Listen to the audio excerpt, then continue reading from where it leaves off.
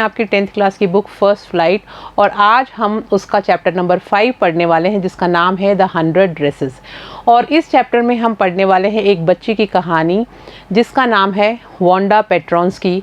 और एक पॉलिश लड़की है वो, और वो लोग अमेरिका में रहते हैं, तो किस तरह के भेदभाव का सामना उनको वहाँ करना पड़ता है और उस बच्ची के साथ ऐसा क्या होता है कि वो अपना स्कूल छोड़ के जाने पे मजबूर हो जाती है। ये सब चीज़ें हम पढ़ने वाले हैं इस चैप्टर के अंदर। और चलिए स्टार्ट करते हैं हम अपने इस चैप्टर को। बिफोर यू रीड, कोई भी पार्ट पढ़ने से पहले हमें उस पार्ट के बारे में थोड़ा सा इंट्रोडक्शन ज़रूरी है कि हम जो पढ़ने वाले हैं वो किस टाइप की कहानी है। तो चलिए देखते हैं इसमें क्या बताया गया है। हाउ डू वी जज द पीपल अराउंड अस, यानी हम अपने आसपास के जो लोग होते हैं उनको किस तरह से जज करते हैं, यानी हम उनको कैसे पहचानते हैं, क्या अपनी राय बनाते हैं उनके बारे में। Bye their money, wealth and position, या तो हम उनकी धन संपदा या परिसंपत्तियां जो उनके पास होती हैं उसके अकॉर्डिंग अपनी एक राय बना लेते हैं कि सामने वाला व्यक्ति कैसा होगा। और is there something of more enduring value to look for in a person, और या फिर कोई और उपयोगिता की चीज़ आपको उस व्यक्ति में ऐसी दिखाई देती है जिसके कारण कि आप अपनी राय बनाते हैं। This story is a sensitive account of how a poor young girl is judged bye her classmates. और ये जो कहानी हम पढ़ने वाले हैं ये एक बहुत ही दिल को छू जाने वाली मर्मस्पर्शी कहानी है जिसमें एक बच्ची है वांडा पेट्रोंस्की, उसकी हम कहानी पढ़ने वाले हैं। सेंसिटिव यानी मर्मस्पर्शी कहानी है एक गरीब युवा लड़की की जिसको कि जज किया जाता है बाय हर क्लासमेट्स। उसके जो सहपाठी हैं वो किस तरह से उसको जज करते हैं, उसके बारे में अपनी क्या राय बनाते हैं, वो अब हम इस चैप्टर में पढ़ने वाले हैं। उससे पहले कुछ देख लेते हैं डिफ़िकल्ट वर्ड्स। जज का मतलब होता है जांचना, वेल्थ का मतलब होता है दौलत, पोजेशंस का मतलब होता है परिसंपत्तियाँ, एंड्योरिंग का मतलब होता है स्थायी, और वैल्यू का मतलब होता है मूल्य, और सेंसिटिव का मतलब होता है मर्मस्पर्शी, और अकाउंट का मतलब होता है विवरण। तो इस पूरे चैप्टर में हम देखेंगे कि किस तरह से वांडा के साथ किस तरह का बिहेवियर है उन बच्चों का। आगे देखते हैं। Wanda Petronski is a young Polish girl who goes to school with other American children in an American town। कि वांडा पेट्रोंस्की एक लड़की है, एक पॉलिश लड़की है जो जाती है, रोज़ स्कूल जाती है अपने अमेरिकन जो दूसरे बच्चे हैं वहाँ पे रहने वाले उनके साथ में ही। एक अमेरिकन कस्बे में उसका विद्यालय है और अमेरिका के जो बच्चे हैं उनके साथ ही वो वहाँ पे पढ़ाई करती है। These other children see Wanda as different in many ways। और यहाँ पे ये जो बच्चे हैं जो अमेरिकन हैं, मूल निवासी वहाँ के ही हैं, वो इसको बहुत ही अलग तरीके से देखते हैं, डिफरेंट तरीके से देखते हैं। In many ways, बहुत सारे तरीक़ों से। Can you guess how they treat her? क्या आप अनुमान लगा सकते हैं कि उनका व्यवहार उसके प्रति कैसा होगा, वो उसके साथ किस तरह का बर्ताव करते होंगे। Read the information in the box below। एक सूचना दी गई है जो नीचे आपको अभी मैं पढ़ के सुनाने वाली हूँ, उसमें आप देखिए, उस सूचना को आप पढ़िए। Find out more about this community, और इस समुदाय के बारे में, ये जो पॉलिश लड़की है उसके समुदाय के बारे में कुछ और चीज़ें ये बताना चाह रहे हैं। और अबाउट अ रिलेटेड टॉपिक, और या फिर ये जो आप टॉपिक पढ़ रहे हैं, जिस बारे में आप पार्ट पढ़ रहे हैं उसके बारे में आपको कुछ और चीज़ें पता चलेंगी। फ्रॉम एन एनसाइक्लोपीडिया और द इंटरनेट, तो आप या तो विश्वकोश की मदद से या फिर इंटरनेट की मदद से आप और भी बहुत सारी जानकारी प्राप्त कर सकते हैं। कम्युनिटी का मतलब होता है समुदाय और एनसाइक्लोपीडिया का मतलब होता है विश्वकोश। चलिए देखें आगे। The polish American community in the United states, यानी पॉलिश समुदाय के लोग जो यूनाइटेड स्टेट्स में रहते हैं उनके बारे में कुछ चीज़ें हैं। The first Polish immigrants arrived in America in 1608। सबसे पहले 1608 में सबसे पहले जो पॉलिश अप्रवासी लोग थे वो 1608 में अमेरिका में आए। But the largest wave of Polish immigrants occurred in the early 20th century. लेकिन बहुत बड़ी संख्या में जो पॉलिश अप्रवासी लोग थे वो 20वीं सदी के प्रारंभ में अमेरिका में आए। When more than 1 million Poles migrated to United State, जिस समय की 1 मिलियन से भी ज़्यादा जो पोल्स पॉलिश व्यक्तियों के लिए कहा गया है कि उन्होंने प्रवास कर लिया आके यूनाइटेड स्टेट्स में, यानी वहाँ पे आके वो रहने लग गए। The Polish state did not exist at that time, उस समय पे पॉलिश राज्य नहीं हुआ करता था। And the immigrants were identified according to their country और origin rather than to ethnicity, और उस समय वहाँ पर जो भी लोग आके बस रहे थे उनको प्रजाति के अनुसार ना पहचान के जिस देश से वो आए हुए होते थे उसके अनुसार उनकी पहचान की जाती थी कि वो कहाँ से आए हैं, कौन सा उनका देश है। ओरिजिन यानी जातीय स्रोत और एथनिसिटी यानी जातीयता। They were identified as Russian Poles, German Poles and Austrian Poles, उनको पहचाना जाता था अलग अलग उनके देश के अकॉर्डिंग कि रशियन पोल्स, जर्मन पोल्स और ऑस्ट्रियन पोल्स के नाम से उनको बुलाया जाता था। One of the most notable polish American communities is in Chicago, कि सबसे ज़्यादा शिकागो में पॉलिश जो लोग थे वो प्रवास कर गए थे, वो वहाँ पे देखने के लिए मिले पॉलिश अमेरिकन कम्युनिटीज़ में। और Chicago and it's suburbs, Chicago में और उसके उपनगरों में सबसे ज़्यादा प्रवास कर पाए थे पॉलिश लोग, वहाँ पे देखने को मिलते थे। So Chicago is sometimes called the second largest Polish city in the world, इसलिए कहा जा सकता है कि शिकागो एक ऐसी जगह है जहाँ पर दूसरे नंबर पर अगर हम देखें तो सबसे ज़्यादा जो पोलैंड के लोग थे, जो पॉलिश लोग थे, वो वहाँ पे आके प्रवास कर चुके थे। नेक्स्ट, ओनली टू वर्सोवा, यानी वर्सोवा के बाद में दूसरे नंबर पे द कैपिटल ऑफ पोलैंड, जो कि कैपिटल है पोलैंड का, उससे ज़्यादा बस खाली वहाँ पे ही सबसे ज़्यादा पॉलिश व्यक्ति थे। उसके अलावा अगर हम देखें तो सेकंड नंबर पे वो अमेरिका में आके बस गए थे, शिकागो में। पॉलिश अमेरिकन्स वर समटाइम्स, उससे पहले एक बार डिफ़िकल्ट वर्ड्स कर लेते हैं, नोटेबल यानी प्रसिद्ध और सबर्ब्स यानी उपनगर। The polish Americans were sometimes discriminated against in the United States as were the Irish, Italians and Jews, और जो पॉलिश अमेरिकन्स थे यानी जो पोलैंड से आए हुए जो लोग थे उनके साथ में भी वैसा ही भेदभाव किया जाता था जिस तरह का आयरिश, इटालियंस एंड ज्यूज़ के साथ किया जाता था।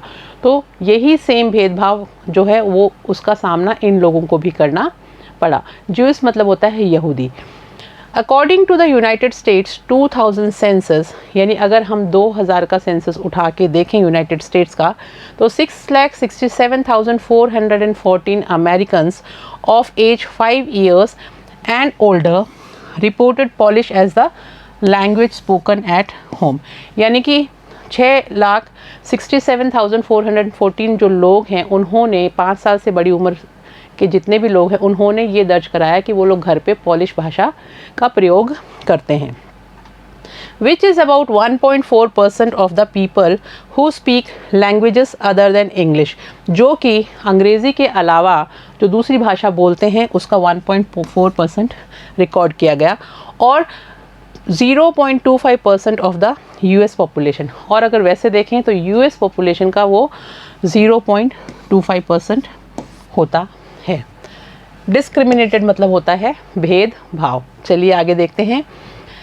अब हम पहुंच गए हैं हमारे चैप्टर पे। अभी तक जो हमने पढ़ा वो कुछ चैप्टर पढ़ने से पहले हमने एक इंट्रोडक्शन देखा कि किस तरह से जो वांडा है वो प्रवास किया है, उन लोगों ने आके वो यहाँ पे रहने लगे हैं और पोलैंड से आए हुए हैं, पॉलिश हैं, अमेरिका में रहना उन्होंने शुरू किया, और किस तरह का थोड़ा उनके साथ में डिस्क्रिमिनेशन भेदभाव किया जाता है और वो अपने स्कूल में इन सब चीज़ों को महसूस भी करती है। तो चलिए स्टार्ट करते हैं। Today Monday Wanda Petronski was not in her seat, कि आज सोमवार है और वांडा पेट्रोंस्की अपनी जगह पर नहीं है। But nobody, not even Peggy and Madeline, the girls who started all the fun noticed her absence, यानी कि बट nobody, यानी किसी ने भी ये देखा नहीं कि आज वो आई नहीं है। Not even पैगी एंड मैगलिन, पैगी और मेडलिन उसकी क्लास की 2 लड़कियां हैं, उन्होंने भी नोटिस नहीं किया कि आज वांडा जो है वो स्कूल नहीं आई है। The girls who started all the fun, यही वो लड़कियां हैं जिन्होंने सबसे पहले उसका मजाक उड़ाना शुरू किया। नोटिस्ड हर एब्सेंस, तो उन्होंने भी नहीं देखा कि आज वो अनुपस्थित है, उसकी तरफ उनका ध्यान नहीं गया। नोटिस का मतलब होता है ध्यान, एब्सेंस का मतलब होता है अनुपस्थिति, और रफ का मतलब होता है खुरदरा। Usually Wanda sat in the seat next to the last seat in the last row. अब ये आपको ध्यान रखना है कि वैंडा बैठा कहाँ करती थी। वैंडा अपनी क्लास में आखिरी की जो रो होती है उस रो के आखिरी सीट में बैठा करती थी, आखिरी कुर्सी पर बैठा करती थी इन रूम 13, और उनकी जो क्लास थी उसको रूम 13 के नाम से सब लोग जानते थे। She sat in the corner of the room where the rough boys who did not make good marks sat, और वो वहाँ पर बैठा करती थी जहाँ पर उसी क्लास के जो थोड़े से शरारती बच्चे होते हैं, थोड़े से रफ बच्चे होते हैं, वो बैठा करते थे। उस रो में जाके आखिर में वो वहाँ पे बैठा करती थी। The corner of the room where there was more scuffling of feet, और वो ऐसा कोना था जहाँ पे सबसे ज़्यादा पाँव के आवाज़ें सुनाई देती थी। पाँव को अगर हम रगड़ते हैं फीट को, तो उसकी जो स्कफलिंग होती है यानी हाथापाई करना, रगड़ना पाँव को, इस तरह से जो बच्चे थोड़ी शरारत करते हैं वो सब कुछ वहीं पर ही दिखाई देती थी। Most roars of laughter when anything funny was said, और सबसे ज़्यादा हंसी जो है, हंसी के जो ठहाके वो वहीं से सुनाई देते थे अगर क्लास में कोई मजाक की बात कही जाती थी तो। And most mud and dirt on the floor, और सबसे ज़्यादा मिट्टी और गंदगी फर्श के ऊपर उसी जगह पे, उसी लास्ट रो में दिखाई देती थी। Wanda did not sit there because she was rough and noisy, लेकिन ऐसा है कि हम देखते हैं कि रूम जो होता है क्लासरूम, उसमें पीछे ही पीछे की जो बेंच होती है उस पर थोड़े शरारती बच्चे बैठा करते हैं हमेशा से ही, और वो वहाँ पे कोई भी मौका जो मिलता है उनको हंसने का, उस पर ज़ोर ज़ोर से हंसने लग जाते हैं, इसी में वो एंजॉय करते हैं। लेकिन यहाँ पर जो रूम 13 की बात चल रही है उसमें साथ में ये भी कहा गया है कि जो आखिरी जो रो थी वहाँ पे सबसे ज़्यादा मिट्टी हुआ करती थी, गंदगी हुआ करती थी, और फिर वांडा वहाँ जाके क्यों बैठा करती थी। Wanda did not sit there because she was rough and noisy, वो वहाँ इसलिए जाके नहीं बैठा करती थी क्योंकि वो थोड़ी खुरदरी या थोड़ा रफ नेचर की या फिर आवाज़ करने वाली, शरारत करने वाली लड़की हो, ऐसा नहीं था। ऑन द कॉन्ट्ररी, बजाय इसके इसका उल्टा था। She was very quiet and rarely said anything, जबकि वो बहुत ज़्यादा शांत थी और मुश्किल से ही कोई चीज़ कहती थी at all, and nobody had ever heard her laugh out, और कभी भी किसी ने तो उसकी हंसी सुनी ही नहीं थी कि भाई वो खिलखिलाकर मुंह खोल के या एकदम खुश दिखाई दे, ऐसा कभी भी किसी ने भी नहीं देखा था। रोर्स मतलब होता है दहाड़, नॉइसी मतलब शोर, और कॉन्ट्ररी का मतलब होता है विरोध। Loud, sometimes she twisted her mouth into a crooked sort, यानी कि कभी भी किसी ने उसको बहुत तेज़ हंसते हुए नहीं देखा। हाँ, अगर बहुत ही ज़्यादा हंसी वाली बात होती थी तो वो अपना हल्का सा ऐसे करके, हम थोड़ा सा टेढ़ा मुंह करके हंसते हैं ना कि भाई हंसी चाह भी रहे हैं हंसना और दिखाना भी नहीं चाहते, तो मुंह के अंदर जो हंसी दब जाती है उसको हम थोड़ा सा मुंह टेढ़ा करके और उसको रोकने की कोशिश करते हैं और हंसते भी हैं अंदर अंदर। तो इस तरह की क्रुक्ड सॉर्ट की जो स्माइल है, मुस्कुराहट है, वो दिखाई देती थी। ट्विस्टेड का मतलब होता है घुमाया गया, और क्रुक्ड सॉर्ट का मतलब थोड़ी सी कुटिल मुस्कान जिसको कह सकते हैं। बट दैट वॉज ऑल, बस इतना ही था, इतना ही वो हंसती थी, इससे ज़्यादा वो नहीं हंसती थी। Nobody knew exactly Y Wanda sit in that seat. Exactly मतलब बिल्कुल कोई नहीं जानता था कि आखिर वॉन्डा फिर वहाँ जाके क्यों बैठती, जबकि वो तो शांत थी, शरारत भी नहीं करती थी, फिर उस जगह जाके बैठने का क्या पर्पज़ था, किसी को नहीं पता था। Unless it was because she came all the way from Boggin Heights and her feet were usually caked with dry mud. Unless यानी कि हम ऐसा मान सकते हैं कि जब तक शायद यही कारण रहा होगा कि वो जिस जगह से आती थी उसका नाम था बॉगिन हाइट्स। वो बॉगिन हाइट्स नाम की जगह से आती थी, और वहाँ से जब वो आती थी तो उसके जो पाँव हैं वो हमेशा सूखी मिट्टी से सने हुए रहते थे, भरे हुए रहते थे। तो शायद उनको छुपाने के लिए या उसको अच्छा नहीं लगता होगा, इसलिए जाके वो पीछे बैठ जाती थी। शायद ये कारण होगा जिसके कारण कि वो पीछे बैठती थी, लेकिन कोई जानता नहीं था कि असली रीज़न क्या है। केक्ड विथ यानी के साथ पका हुआ या पूरा सना हुआ कह सकते हैं। But No one really thought much about Wanda Petronsky once she sat in the corner of the room. और एक बार वो आके उस कमरे के कोने में जाके उस अपनी जगह पे बैठ जाती थी तो उसकी तरफ किसी का कोई ध्यान नहीं होता था, किसी को कोई मतलब नहीं होता था कि वांडा बैठी है, क्योंकि वो चुपचाप आती थी और अपनी सीट पे बैठ जाती थी. The time when they thought about Wanda was outside of school hours. और वो समय, जिस समय उनको वांडा की याद आती थी या वांडा के बारे में वो सोचा करते थे, वो था outside of school hours. यानी जब स्कूल की छुट्टी हो जाती थी, उसके बाद जो स्कूल के बाहर जब सब लोग इकट्ठे होते हैं, उसका जो प्रांगण होता है स्कूल का, वहाँ पे सब लोग जो है वहाँ उसके बारे में कोई सोचता था. तो वो ही वो समय था जब उसके बारे में कोई बात करता था. At noon time, when they were coming back to school or in the morning early before school began. यानी दो ही टाइम थे जब वांडा के बारे में कोई बात करता था या उसके साथ मजाक करता होगा, ये अभी हम चैप्टर में पढ़ेंगे आगे. तो वो दो समय कौन कौन से थे? सिर्फ एक नून टाइम यानी दोपहर का समय जब छुट्टी होती थी, देवर कमिंग बैक टू स्कूल, और इन द मॉर्निंग या तो वो जब स्कूल की छुट्टी होती थी, घर जा रहे होते थे तब, और या फिर सुबह सुबह जल्दी जब स्कूल शुरू होने वाला होता था तब. When groups of 2 or 3 or even more would be talking and laughing on their way to the schoolyard. जबकि ये उस समय की बात है, होती है जब 2 या 3 बच्चों का जो समूह होता है वो एक साथ, when group of 2 or 3 या तो 2 या 3 बच्चों का जो समूह होता है, और इवन मोर और ज़्यादा भी हो सकता है, would be talking, वो बात कर रहे होते थे, and laughing और हंस रहे होते थे, on their way to the schoolyard, जब वो अपने स्कूल के प्रांगण की तरफ जा रहे होते थे. उस समय वो लोग कोई आके वांडा से बात करता था. Then sometimes they waited for Wanda, और कभी कभी वो इंतज़ार भी करते थे वांडा का, to have fun with her, ताकि वो उसके साथ थोड़ा सा मजाक कर सकें, मस्ती कर सकें. The next day Tuesday Wanda was not in school, और अगले दिन मंगलवार को, यानी अभी जो हमने बात करी वो सोमवार की करी थी कि सोमवार को वांडा स्कूल नहीं आई, और उसकी प्रेजेंस का यानी वो आई है या नहीं आई है इससे किसी को कोई मतलब नहीं था. यहाँ तक कि वो जो 2 लड़कियाँ हैं, मैडलिन जिसको हम मैडी नाम से पूरे चैप्टर में पढ़ने वाले हैं, और पैगी, दोनों ने भी उसको नोटिस नहीं किया, जो उसका मजाक भी बनाती थी. अब अगले दिन मंगलवार को Wanda was not in school, Wanda मंगलवार को भी स्कूल में नहीं थी इधर, उस दिन भी नहीं थी वो. And nobody noticed her absence again, और उस दिन भी किसी ने भी उसकी अनुपस्थिति जो है उसके बारे में ध्यान नहीं दिया दोबारा से. बट ऑन वेडनेसडे, लेकिन बुधवार को, यानी मंडे चला गया, ट्यूसडे चला गया, और अब आ गया Wednesday.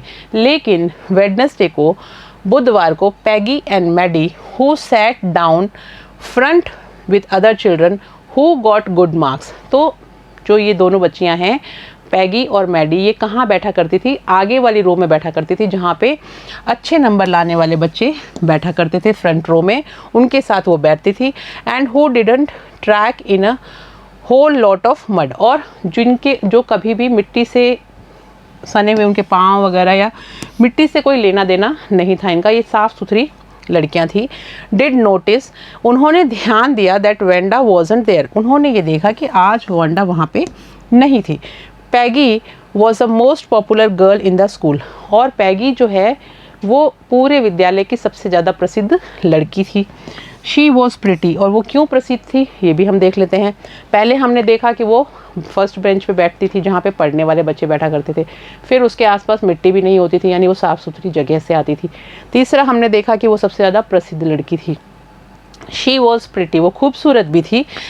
And she had many pretty clothes, और उसके पास बहुत सारे खूबसूरत पोशाकें यानी कपड़े भी थे. And her hair was curly, और उसके बाल जो हैं वो घुंघराले थे. Maddie was her closest friend, और उसकी सबसे अच्छी पक्की सहेली मैडी थी. तो ये सब चीज़ें हमें पता चली पैगी के बारे में. The reason Peggy and Maddie noticed Wanda's absence was because Wanda had made them late to school. अब वो कारण जिसके लिए पैगी और मैडी उन्होंने ध्यान दिया कि आज वांडा नहीं आई है, वो कारण ये था कि वो ये सोचती हैं या कहती हैं कि आज वांडा पेट्रोंस्की की वजह से हम स्कूल के लिए लेट हो गए. was because Wanda had made them late to school, क्योंकि उनका ये कहना था कि आज वांडा ने उनको स्कूल के लिए देरी करा दी। अब जब वांडा स्कूल आई ही नहीं तो उसने इनको स्कूल के लिए देरी कैसे कराई, चलिए देखते हैं। They had waited and waited for Wanda, क्योंकि उन्होंने वांडा का इंतज़ार किया, बहुत इंतज़ार किया और करते रहे। To have some fun with her, क्योंकि वो उसके साथ कुछ मजाक करना चाहते थे। एंड शी जस्ट हैडंट कम, लेकिन वो तो बिल्कुल भी आई ही नहीं। तो इसलिए उसका इंतज़ार करने के चक्कर में ये लोग स्कूल के लिए लेट हो जाती हैं दोनों लड़कियां। तो कहती हैं कि वांडा ने हमें स्कूल के लिए लेट करा दिया। They often waited for Wanda Petronski, वो प्राय वांडा पेट्रोन्स्की के लिए इंतज़ार करा करती थी इसी तरह से, to have fun with her, ताकि वो उसका थोड़ा मजाक बना सकें। Wanda Petronsky, most of the children in room 13 didn't have names like that, यानी Wanda Petronsky ये जो नाम है, इस तरह का नाम अधिकतर बच्चों का उस रूम नंबर 13 में नहीं था। Didn't have names like that, इस तरह का नाम रूम 13 के बच्चों का किसी का भी नहीं था। They had names easy to say, उनके नाम बहुत आसान थे जो आसानी से बोले जा सकते थे, जैसे कि थॉमस, स्मिथ और Elon. There was one boy named Bounce, वहाँ पे उन्हीं की क्लास में एक लड़का था जिसका नाम था बाउंस। और ये बाउंस जो है ये पूरा नाम नहीं है, उस बच्चे का पूरा नाम था विली बाउंस, ठीक है। And people thought that was funny, और लोग सोचते थे कि इसका नाम भी थोड़ा सा मजाकिया है, but not funny in the same way that Petronski was, लेकिन उतना ज़्यादा भी हंसी वाला या मजाक वाला नहीं है जितना कि उनको पेट्रोन्स्की नाम लगता था। इसलिए कहा गया है कि वांडा पेट्रोन्स्की जो नाम ही सबको बड़ा अजीब सा लगता था, डिफरेंट सा लगता था, तो उसके नाम का भी बच्चे मजाक बनाते थे। उसके बाद में पूरी क्लास में और सब बच्चों के नाम बहुत सिंपल थे, सिर्फ एक लड़का और था जिसका नाम है विली बाउंस, उसको भी बाउंस बाउंस कह के वो थोड़ा चिढ़ाते थे। Wanda didn't have any friends, Wanda के क्लास में कोई भी मित्र नहीं थे, कोई दोस्त नहीं थे। She came to school alone and went home alone, वो हमेशा स्कूल अकेली ही आती थी और अकेली ही चले जाती थी। She always wore a faded blue dress that didn't hang right, वो हमेशा पहनती थी एक फेडेड नीले रंग की पोशाक जो उसके ऊपर पूरी फिट भी नहीं होती थी, ऐसा लगता था कि जैसे कई बार कपड़ा जो है वो लूज़ हो जाता है पहनते पहनते, बहुत ज़्यादा पहन लेते हैं, तो उस तरह का वो हो गया था। डिडंट हैंग राइट, जो उस पर ऐसा ढंग से टंगता भी नहीं था। इट वॉज क्लीन, लेकिन वो जो उसकी ड्रेस थी वो हमेशा साफ़ ज़रूर होती थी। ये आप नोट करेंगे कि उसकी जो ड्रेस है वो साफ़ होती थी, but it looked as though it had never been iron properly, और वो ऐसी भी लगती थी कि कभी उसको ढंग से आयरन भी नहीं किया गया, यानी उसको कभी ढंग से उस्त्री भी नहीं की गई है। साफ़ होती थी लेकिन रिंकल पड़े हुए, सलवटें पड़ी हुई होती थी। She didn't have any friends, उसके कोई दोस्त भी नहीं थे। But a lot of girls talk to her, लेकिन बहुत सारी लड़कियां उससे बात करती थी। देखो ये सेंटेंस थोड़ा डिफरेंट है कि उसका कोई दोस्त तो नहीं था, लेकिन फिर भी उससे बहुत सारी लड़कियां बात करती थी। अब हम देखेंगे कि रीज़न ऐसा क्यों था। Sometimes they surrounded her in the schoolyard as she stood watching the little girls. तो कभी कभी जो बाकी की लड़कियां हैं उसको घेर लेती थी, कभी कभी they surround her in the schoolyard, कि स्कूल का जो आंगन था उसमें कुछ लड़कियां आके उसको घेर लेती थी। एज शी स्टूड वॉचिंग, जब वो वहाँ पे खड़े होकर देख रही होती थी। द लिटिल गर्ल्स प्ले, जब छोटी बच्चियाँ वहाँ पे खेल रही होती थी। वोर का मतलब होता है पहनना। आगे देखते हैं छोटी बच्चियाँ वहाँ पे क्या खेल रही थी। Hopscotch on the worn hard ground, और वहाँ पर वांडा उन बच्चियों को देखा करती थी जो एक हॉप स्कॉच करके जो खेल होता है उसको खेला करती थी, जो थोड़ा सख्त मैदान होता है उसके ऊपर ड्राइंग से बनाते हैं और उस पर खेलते हैं, जिसको हम लोग इंडिया में स्टापू भी बोलते हैं, जिसमें हम इस तरह से एक पूरा गेम बना देते हैं। 1st, 2nd, 3rd, 4, 5, 6, 7 और 8, और फिर यहाँ पे इस गेम को खेला जाता है। इस गेम की बात चल रही है, इस गेम को बोलते हैं हॉप स्कॉच। तो ये बच्चियां जो हॉप स्कॉच खेला करती थी वहाँ जाके वांडा उनको देखती थी, और जब वांडा उन बच्चियों को देख रही होती थी तो बाकी की लड़कियां उसको जाके घेर लेती थी। क्यों घेरती थी? Wanda Peggy would say in a most courteous manner as though she were talking to Miss Mason। अब यहाँ से बात शुरू होती है कि पैगी जो है वो उसके पास आती थी वांडा के पास में, और बहुत ही पोलाइटली, बहुत ही सभ्य भाषा में, कर्टियस मतलब होता है विनम्र, विनम्रता से बोला करती थी और कहती थी वांडा, और वो उससे ऐसे बात करती थी जैसे कि वो अपनी टीचर मिस मैसन से बोला करती थी, बहुत पोलाइटली और बहुत ही रिस्पेक्ट से, विनम्रता से बोलती थी।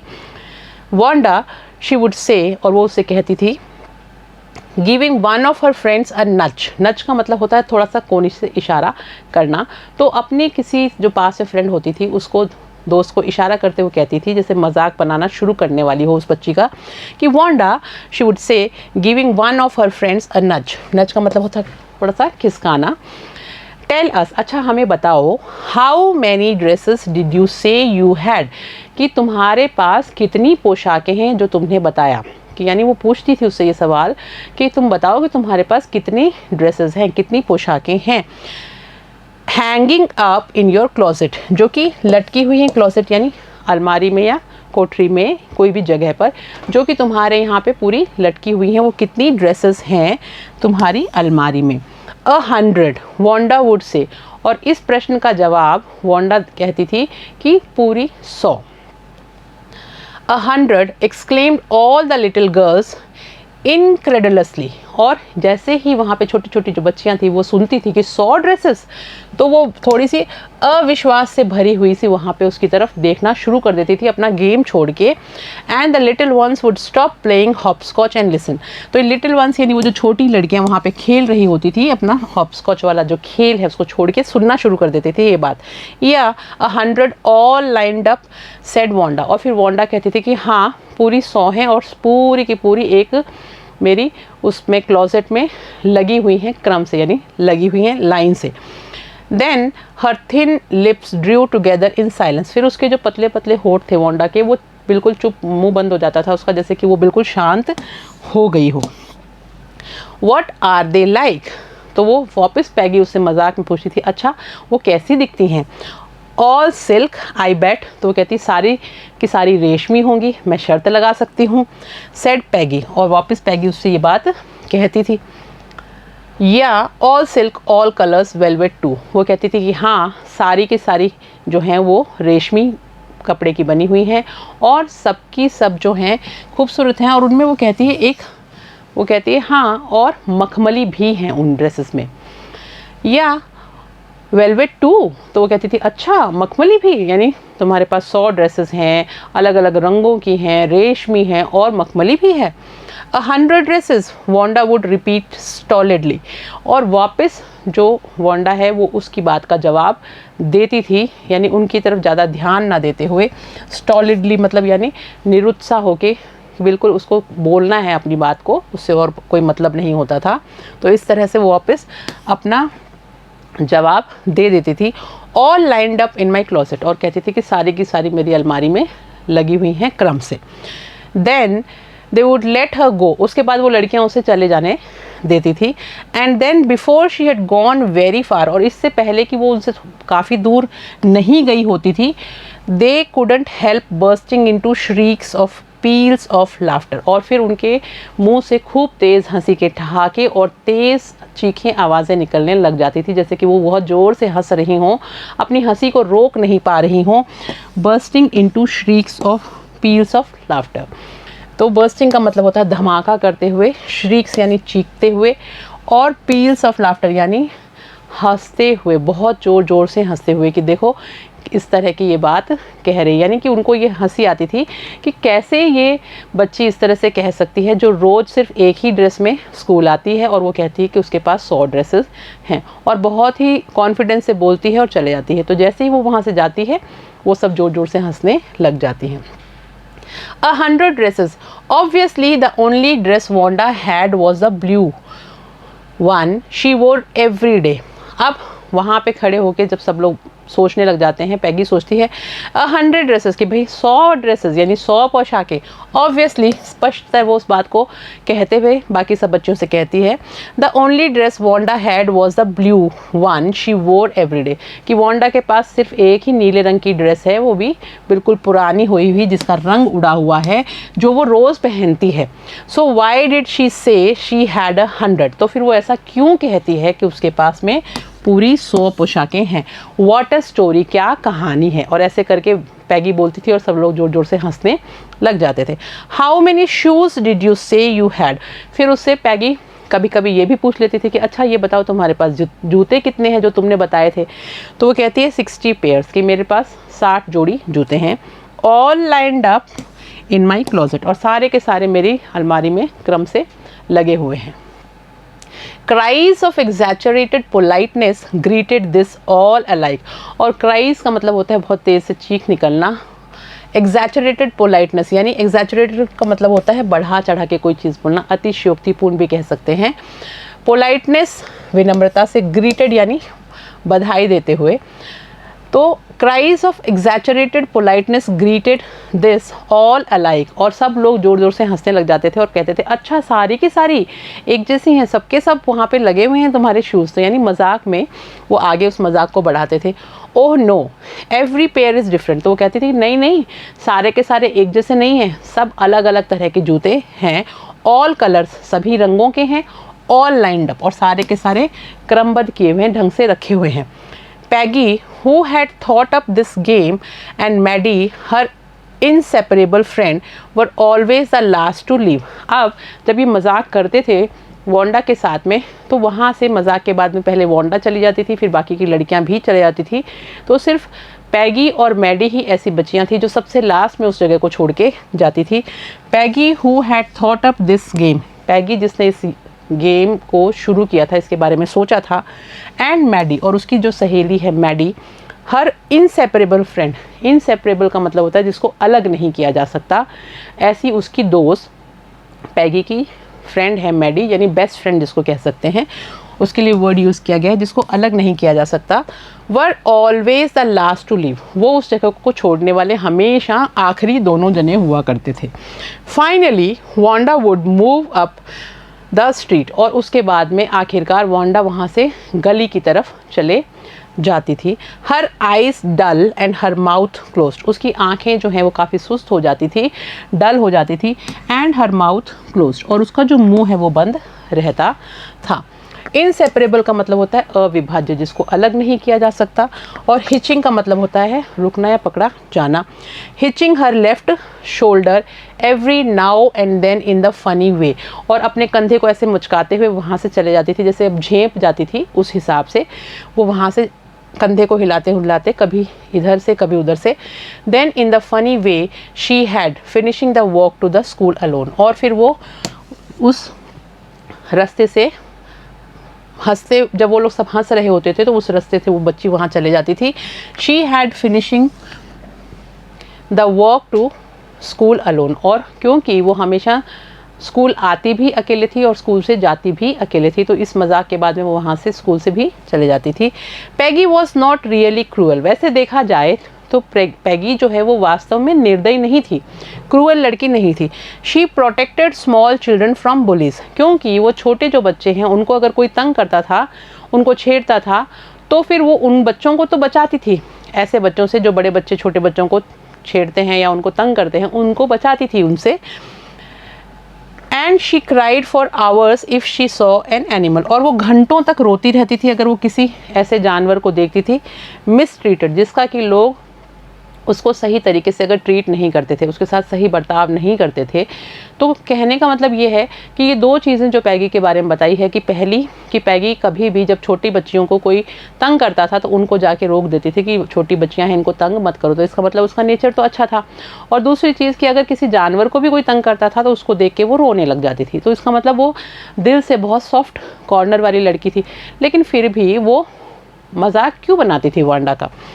If anybody had said to her, don't you think that is a cruel way to treat Wanda? काश उसको अगर कोई ये बात कह पाता, अगर कह सकता कि भाई फिर तुम वांडा से इस तरह से क्रूअल क्यों हो, इस तरह से जो निर्दयी सा व्यवहार है वो तुम वांडा के साथ क्यों करती हो, तुम खुद तो बहुत अच्छी हो। She would have been very surprised, तो उसको बड़ा ही सरप्राइज होता था अगर कोई उसको ऐसा कह भी दे, तो वो बड़ा आश्चर्य से कहती थी क्रूअल यानी निर्दयी, और मैं प्रोटेक्टेड का मतलब होता है संरक्षित करना, बुलीज यानी बदमाश जो बच्चे होते हैं जो छेड़ते हैं उनके लिए यूज़ करते हैं, मिसट्रीटेड यानी दुर्व्यवहार करना, और क्रूअल यानी निर्दयी। तो वो कहती थी, उसको आश्चर्य होता था कि मैं और निर्दयी हो रही हूँ वांडा के साथ। नहीं, वाई डिड द गर्ल से शी हैड 100 ड्रेसेस, वो उस बात का जवाब देती थी और कहती थी वो लड़की ऐसा क्यों कहती है कि उसके पास 100 ड्रेसेस हैं, यानी वो झूठ क्यों बोलती है, इस चीज़ का उसको बुरा लगता था, इसलिए वो उससे बारी बारी ये क्वेश्चन पूछा करती थी। Anybody could tell that was a lie, कोई भी बता सकता है कि वो जो ये बात बोल रही है वो बिल्कुल झूठ है, बिल्कुल झूठी बात कह रही है वांडा। इस तरह से वो अपनी बात को जस्टिफाई करती थी Peggy. Why did she want to lie, उसको झूठ बोलने की ज़रूरत क्यों पड़ती है, उसको वो झूठ क्यों बोलना चाहती है, वो ऐसा कहती है। And she wasn't just an ordinary person, और वैसे भी देखा जाए तो वो साधारण लड़की सी नहीं लगती। Else why did she have a name like that, और दूसरी बात कि नहीं तो फिर देखो उसका नाम भी इस तरह का नाम भी क्यों है उस लड़की का। Anyway they never made her cry, फिर वो कहती है पर कोई बात नहीं, मैंने कभी भी उसको रुलाया नहीं है, मैंने कभी उसको ऐसे तंग नहीं किया है कि वो रोने लग जाए। As for Maddie, this business of asking Wanda every day how many dresses and how many hats and how many this and that, she was bothering her. अब जहाँ तक मैडी की बात करते हैं, पहले हमने पैगी की बात करी, अब मैडी की बात करते हैं। This business of asking Wanda, ये जो इन्होंने एक नया सा व्यवसाय शुरू किया था वांडा से रोज रोज पूछने का कि तुम्हारे पास कितनी ड्रेसेस हैं, every day how many dresses and how many hats and how many this and that, वो उससे पूछा करती थी कि तुम्हारे पास कितनी पोशाकें हैं, तुम्हारे पास कितने हैट होता है सिर पे पहनने वाले जो टोप होते हैं उनको बोलते हैं वो हैं, तुम्हारे पास कितना ये है कितना वो है, इस तरह से वो जो सवाल पूछे जाते थे। शी हैड वॉज बॉदरिंग हर, तो वो ये कहती थी कि इस तरह से जो उससे सवाल पूछे जाते हैं कि तुम्हारे पास वो कितनी चीज़ें हैं, ये कितनी चीज़ें हैं, तो ये सब चीज़ें उसको कहीं ना कहीं परेशान कर रही थी, उसको बॉदर कर रही थी। परेशान करना, बॉदरिंग मतलब, और बिजनेस मतलब व्यापार। मैडी वॉज पुअर हरसेल्फ, ऐसा इसलिए था क्योंकि मैडी खुद भी बहुत गरीब लड़की थी। शी यूजुअली वोर somebody's hand me down cloth, क्योंकि वो किसी न किसी के दान किए हुए या दिए हुए या उतरे हुए कपड़े पहना करती थी। हैंड मी डाउन का क्लोथ्स का मतलब होता है कोई अपना पहना हुआ पुराना होया हुआ या उसको फिट नहीं आ रहा हो, वो चीज़ें अगर किसी को दे देता है, वो कपड़े दे देता है, तो उसको बोलते हैं हैंड मी डाउन क्लोथ्स। तो वो खुद भी किसी ना किसी के उतरे हुए पुराने कपड़े पहना करती थी जो उसको कोई देता था। Thank goodness she didn't live up on Boggins Heights, तो कहती भगवान का शुक्र है कि मैं कम से कम बॉगिन हाइट्स में तो नहीं रहती, क्योंकि वो कहती है मैं गरीब तो हूँ उसी की तरह, लेकिन मैं बॉगिन हाइट्स से नहीं आती हूँ। और हैव अ फनी नेम, और दूसरी बात कि मेरा उसकी तरह मजाकिया नाम भी नहीं है। Sometimes when Peggy was asking Wanda those questions in that mocking polite voice, sometimes यानी कभी कभी जब पैगी पूछ रही होती थी वांडा से वो सारे के सारे प्रश्न, इन दैट मॉकिंग पोलाइट वॉइस, मॉकिंग का मतलब होता है मजाक उड़ाना, पोलाइट का मतलब होता है विनम्र, और वॉइस यानी आवाज़। जब भी कभी पैगी वांडा से उस पोलाइट मजाक उड़ाने वाले लहजे में प्रश्न पूछा करती थी, मैडी फेल्ट एम्बेरस, तो मैडी को बहुत शर्मिंदा महसूस होता था, मैडी को बहुत बुरा लगता था कि ये ऐसा क्यों पूछती है इससे।